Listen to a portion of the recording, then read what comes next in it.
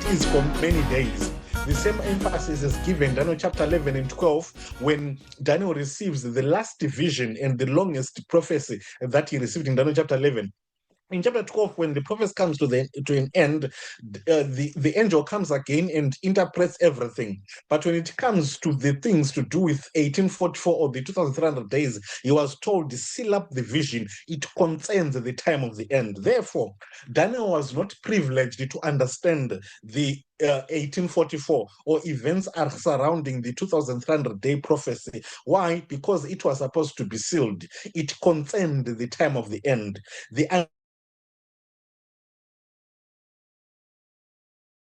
However, the first part of prophecy, that is the 490 days, Daniel was privileged to understand because it did not concern the time of the end.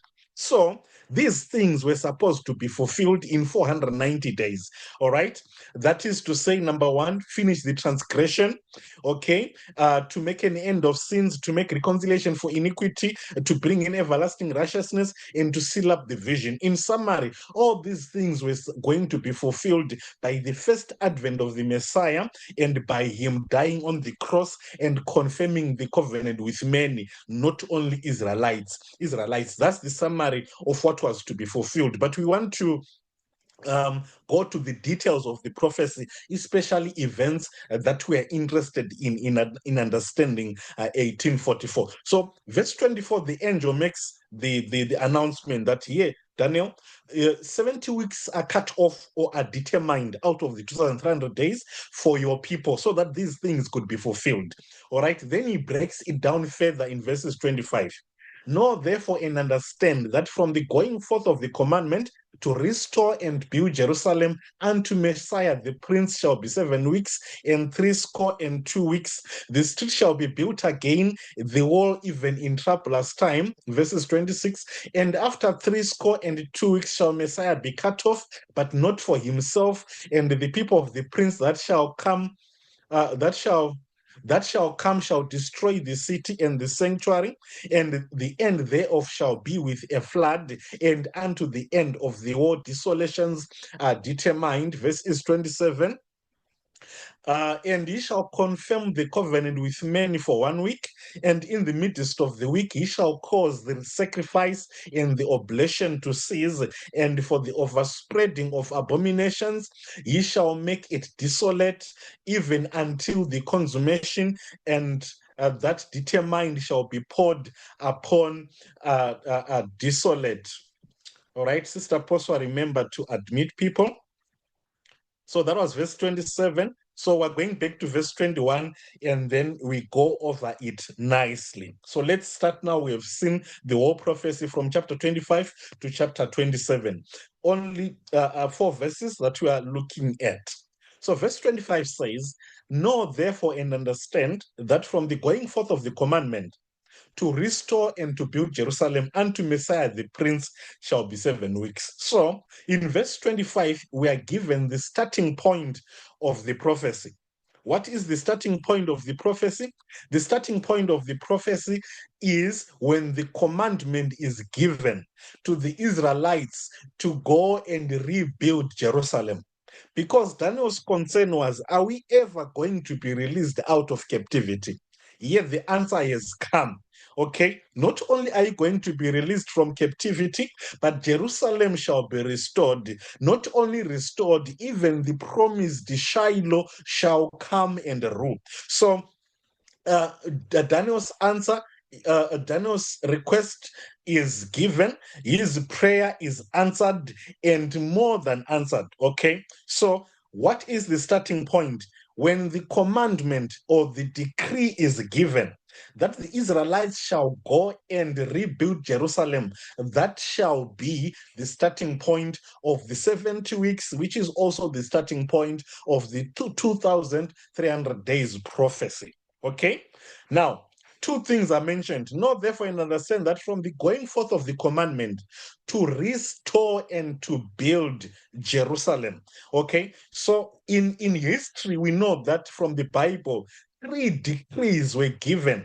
Okay, 3 commandments were given so that the Israelites can go and build, can go to to Jerusalem, but there is only one decree which gave Jerusalem or the Israelites the autonomy they needed, the independence they needed, which also restored their judiciary system, and they again became a nation on their own. Hence, the commandment to restore and to build Jerusalem. We find that in the book of Ezra, Ezra chapter 7, when king of Medo-Persia, remember we said Daniel saw, he had this interpretation in Daniel chapter 9 when the Medes and the Persians were now ruling. It was way after Babylon. Now, when the Medes and the Persians were ruling, years after, there is a king called Artaxerxes which came to power.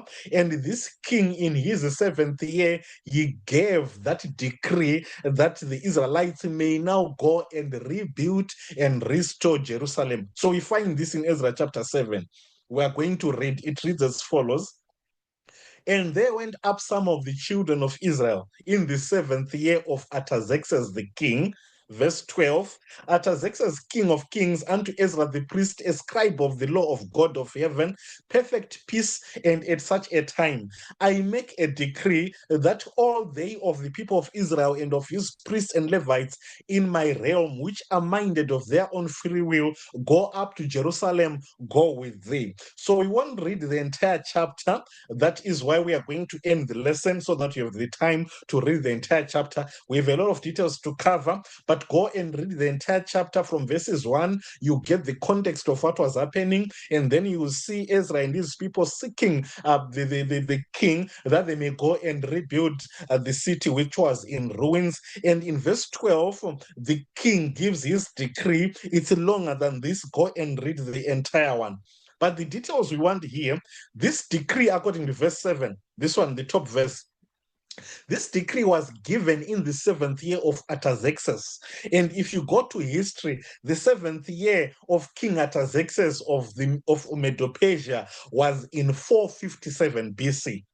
And remember, our prophecy said, know therefore and understand that from the going forth of the commandment to restore and to rebuild Jerusalem, from that point, so the commandment was given in 457 BC. So from the going forth of the commandment to restore and to rebuild Jerusalem unto the Messiah, it shall be this and this. Therefore, our starting point of prophecy is 457 BC. So we need to add 2,300 years from 457. Then we can get to the end of prophecy. Okay? I hope we are moving together so far. So, day-year principle, Ezekiel 4, verse 7, Numbers 14:34, and Leviticus 25, as we can see on the screen.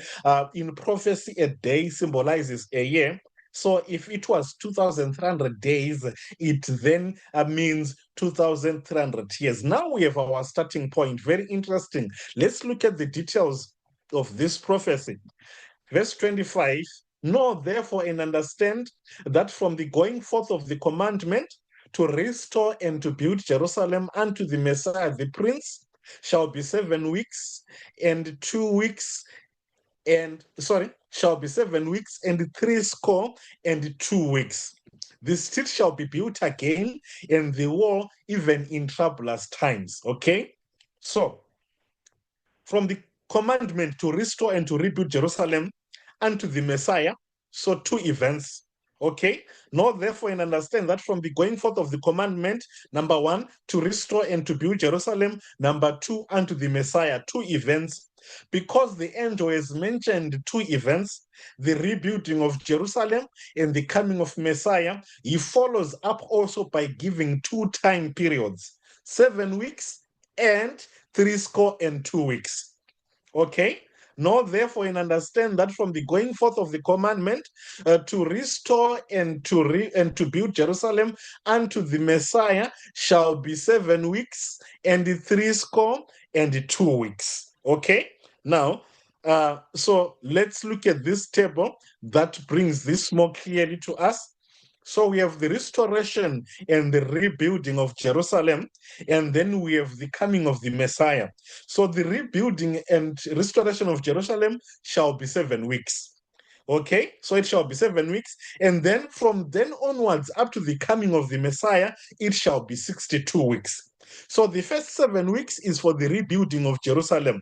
Okay, and then afterwards, it would take 62 weeks for the coming of the Messiah. Now remember, this is a prophecy. 7 weeks, we say 7 times 7 because a week has got 7 days. So 7 weeks equals to 49 days. A day is a year. So it was going to take 49 years for the rebuilding of Jerusalem. Go and study the book of Nehemiah and you'll enjoy it.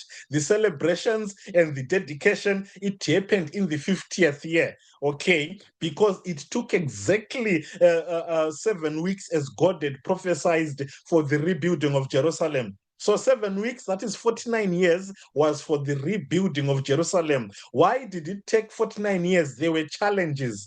Okay, read the book of Nehemiah, read the book of Ezra. There were challenges. Okay, when the Samaritans wanted they were busy trying to conspire such that the rebuilding may not happen. Even the devil had a hand in it. If you read Daniel chapter 10, where he was influencing Cyrus so that the Israelites could not go and build this.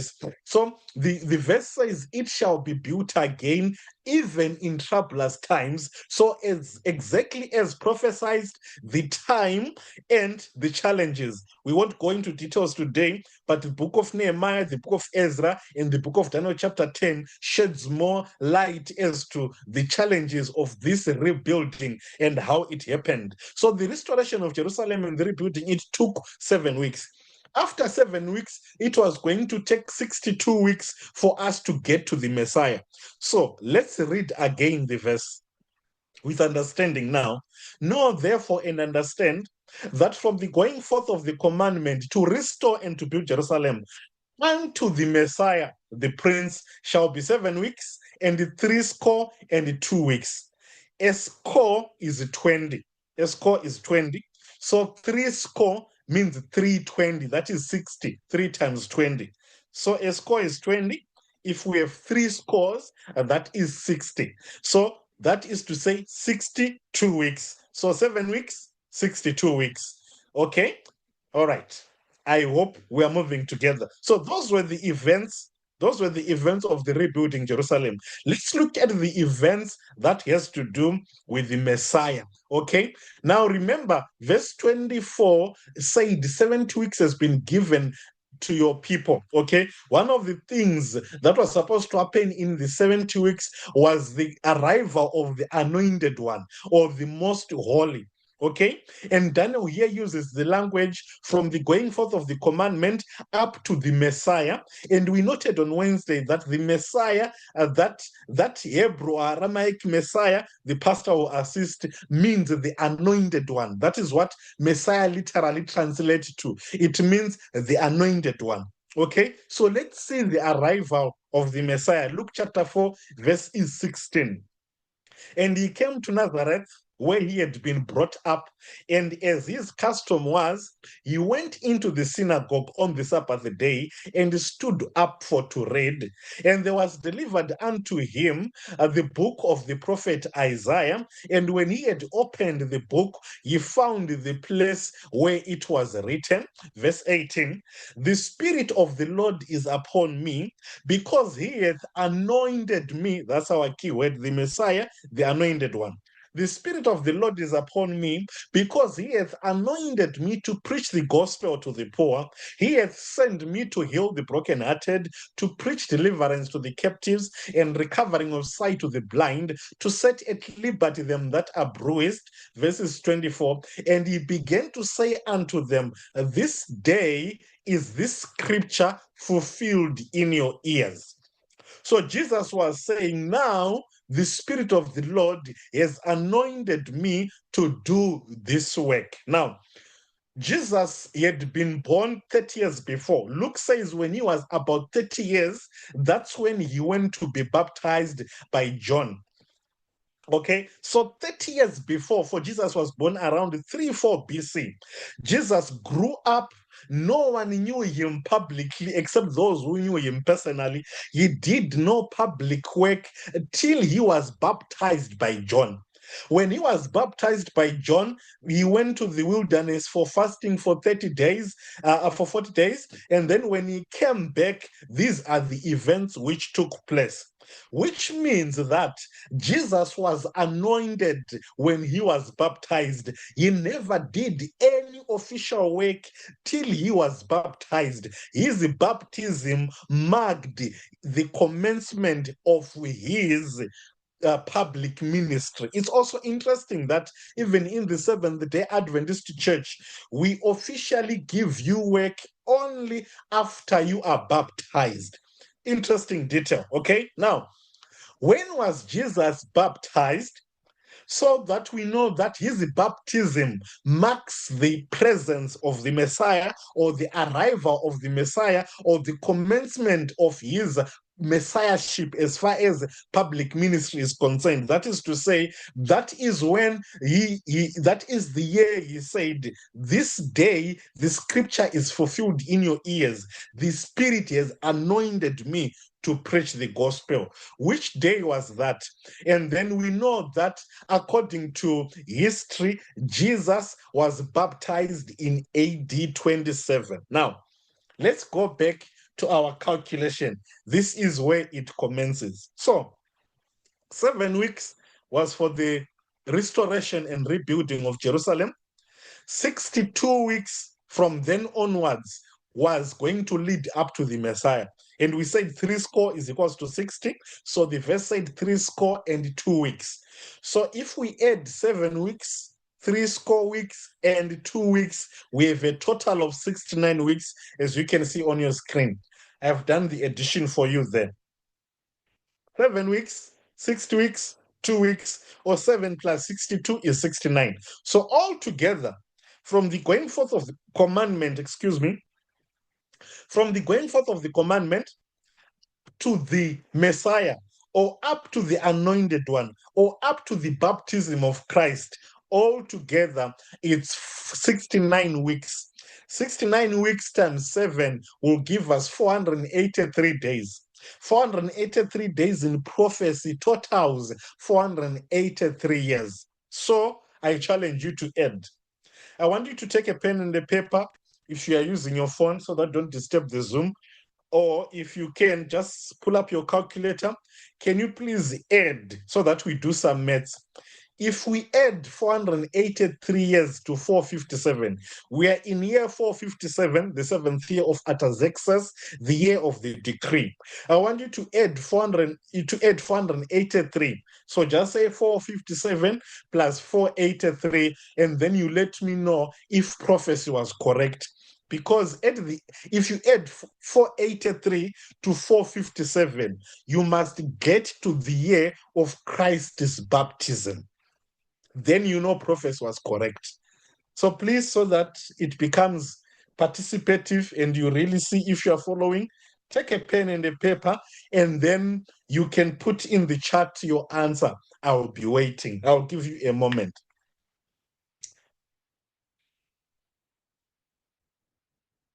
I've seen your hand, Pastor.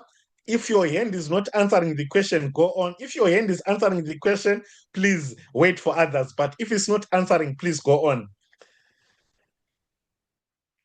Don't tell them the answer, because I suspect you know. But if it's not answering, please go on. So the pastor will answer last, please. Yeah, no, I don't wish to answer your question.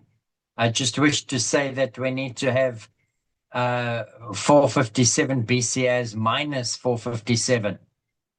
Because if you're going to add 457 and 483, you're going to get to 900 and something. So we need to have minus 457 plus 483. Thank you, Pastor. Okay, thank you, Pastor. So the years, just to explain further the tip that the pastor has given us. Currently, we are in 2026. Last year, it was 2025. The years are increasing, okay? But back then, the years were decreasing. So we moved from 4 BC, 3 BC, 2 BC, 1 BC, then 1 AD, 2 AD, 3 AD. So if we are in 457 BC, the next year is the 456 BC. Therefore, if you are going to put it on a number line, 457 is negative.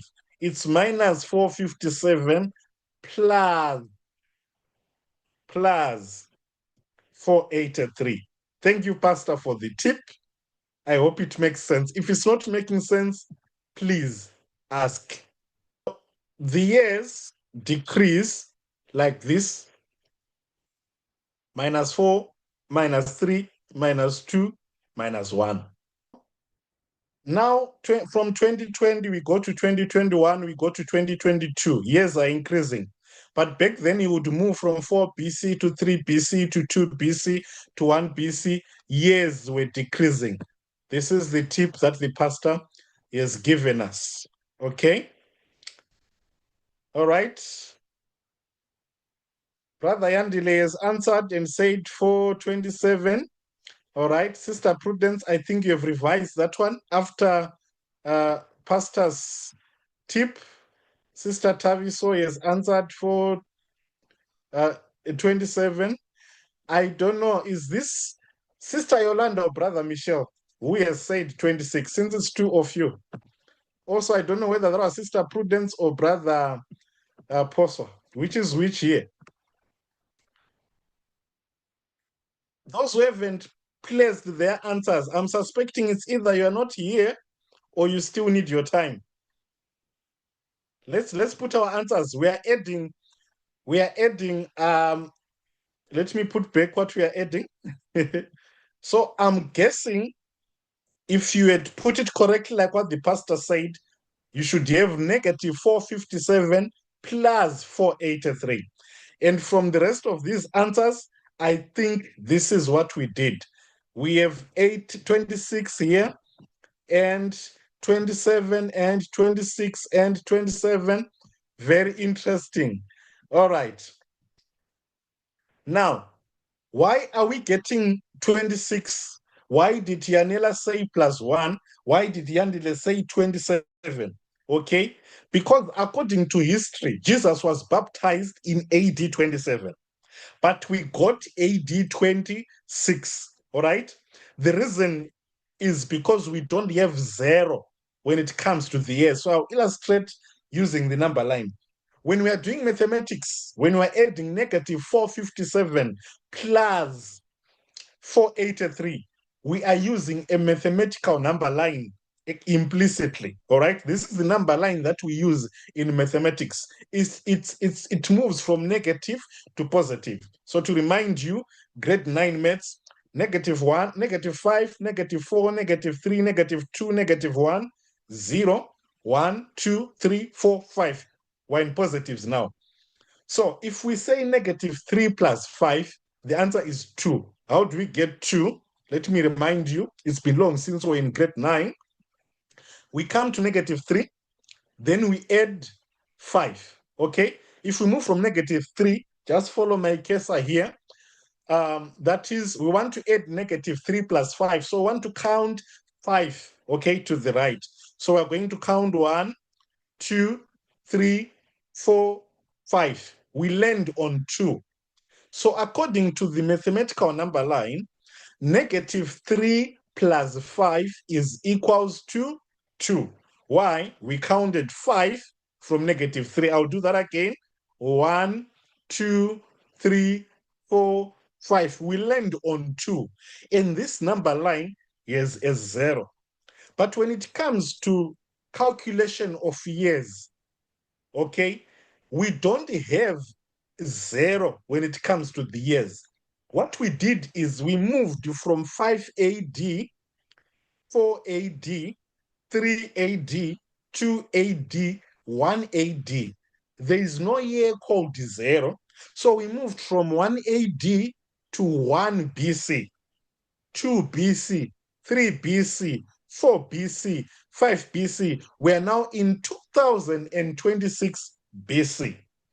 So because there is no 0 here, we're going to do again -3 plus 5 with the year number line, and we see what we get. So let's go together. -3, we come to 3. plus 5. Okay, what do we get? Negative 3 plus 5, that is 1, 2, 3, 4, 5. We land on 3. Giving you a moment. Let me do that again. We are on negative 3. We add 5. 1, 2, 3, 4, 5. Because there is no 0, we move from 1 to 1. Therefore, we ended up getting 5. Which means that when you are adding using years, whatever the number that you get mathematically, you should add 1. That's why Yanela said in the chat, 26 plus 1. Okay, how do we do it? We said negative 3 plus 5, we got 2. Therefore, negative 3 plus 5 in years, just add 1 and then you get 3. And with that in mind, when we do mathematically using years, we do mathematically using the number line 457 plus 483, we get 26. Then we remember there's no 0 here, we add 1, we get to 27.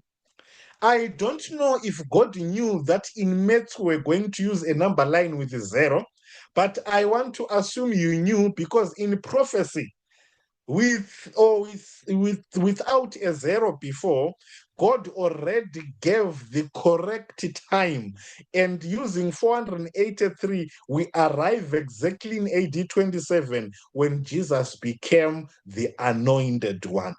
All right, let me pause here so that I don't lose anyone. Are we all comfortable with the maths that we did here?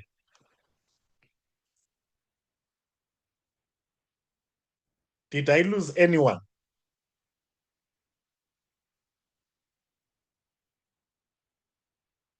You're allowed to unmute and let me know if I lost you.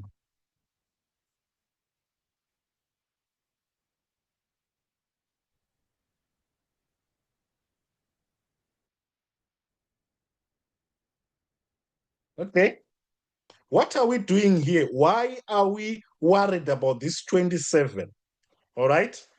This is what we are worried about.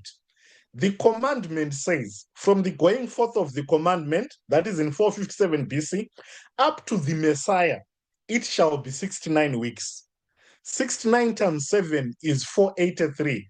A week is 7 days. 69 weeks is 483 days. 483 days in prophecy is 483 years.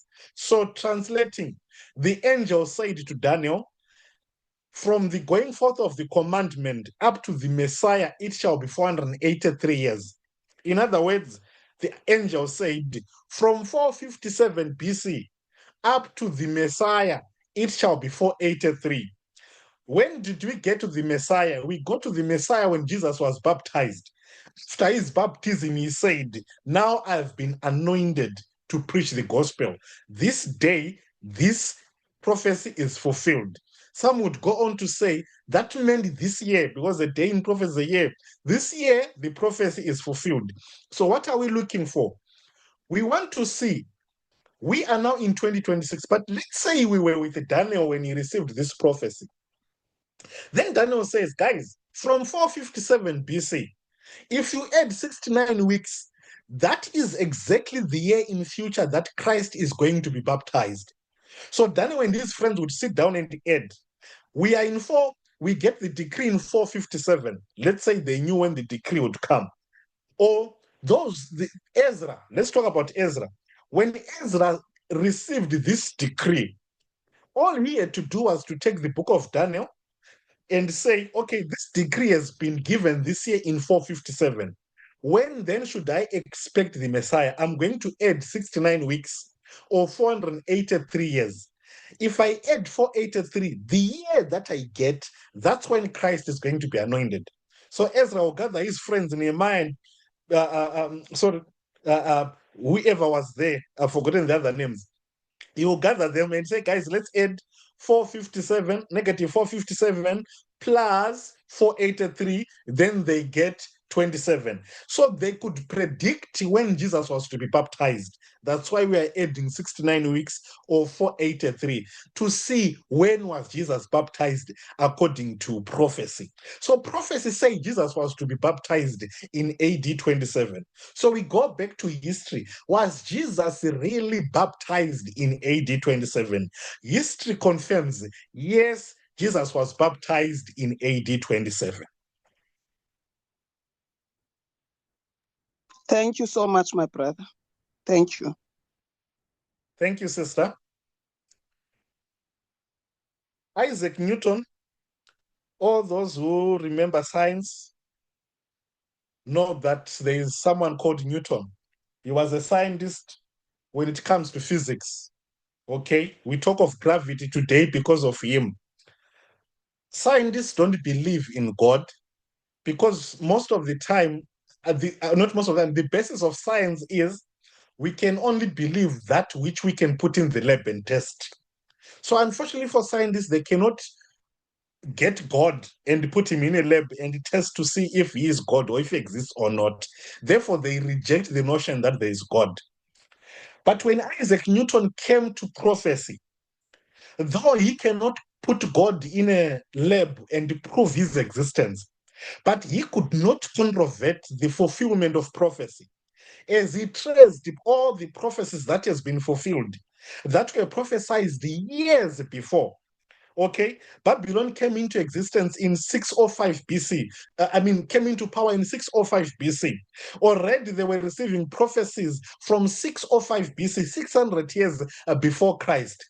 Okay, Daniel saw in chapter 7, the first prophecy that Daniel received was in 552 years before Christ. These prophecies were given. And they were all fulfilled. The baptism of Jesus was exactly as prophesied. So when Isaac Newton realizes all this, he believed God. Actually, Isaac Newton wrote books on prophecy. Go on Google and research prophetic books or the books of Daniel written by Isaac Newton. I'm trying to say, people may argue against everything in the Bible, but there's one thing they cannot controvert. That is the fulfillment of prophecy, the sure word of prophecy. You may say there's no God, I don't believe in the Bible, it's whatever, but you can't deny prophecies written 500 years ago that were fulfilled. Now it's 2,500 years ago. I'm just passing by so that I give you motivation to follow closely and to understand. All right. This is the first part, and I hope it's making sense. Let's conclude this part, and then we're going to deal with the other half when we meet. So, this is where we are. The 69 weeks we have seen their fulfillment. Okay, this restoration of Jerusalem happened in 7 weeks. The Messiah came exactly 69 weeks. But remember, the prophecy had said 70 weeks are cut off. So far we have dealt with 69 weeks, which means we are left with 1 more week. Okay, 70 weeks were cut off. We are left with 1 more week. And in this week, more details were to follow. 1 week is 7 days. 7 days is 7 years. So in totality, 70 weeks were 490 years. We have dealt with 483 years. In weeks, we have dealt with 69. We are left with only but 1 week. So let's hear the details of the week.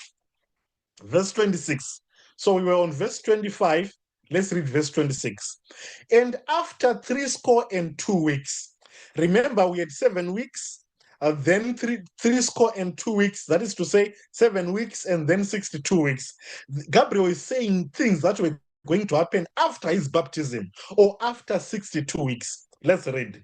And after 62 weeks shall Messiah be cut off, but not for himself, and the people of the prince that shall come shall destroy the city and the sanctuary, and the end thereof shall be with a flood. Unto the end of the war, desolations are determined. Interesting details that we are going to ignore. Let's focus on time. After 62 weeks, or after 62 weeks, shall Messiah be cut off, which means the following period after his baptism, after AD 27, we expect to see the Messiah being killed or being cut off. That is verse 26. Here is the last verse. And he shall confirm the covenant with many for 1 week. And in the midst of the week, he shall cause the sacrifice and the oblation to cease. Let me pause there. I want you to follow the details.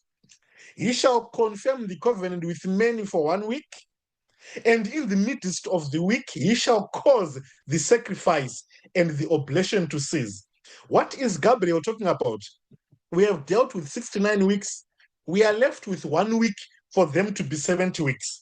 So he says the Messiah is going to be killed or to be cut off after 62 weeks. That is verse 26.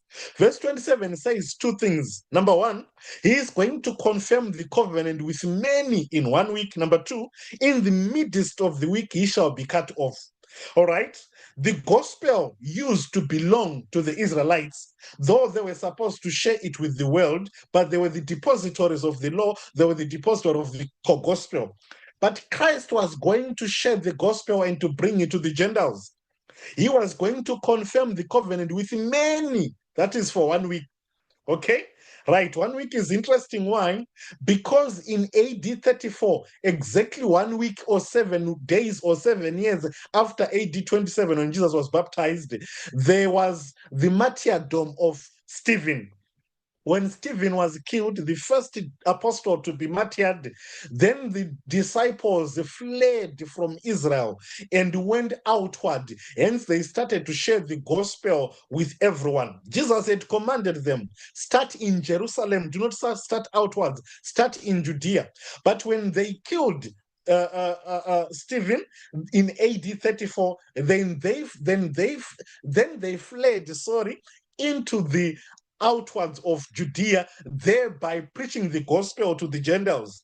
So he was to confirm the covenant with many for 1 week. So at the end of 1 week, if you add 7 days, if you add 7 years from AD 27, you reach to AD 34, exactly the year when Stephen was killed and the gospel went to many.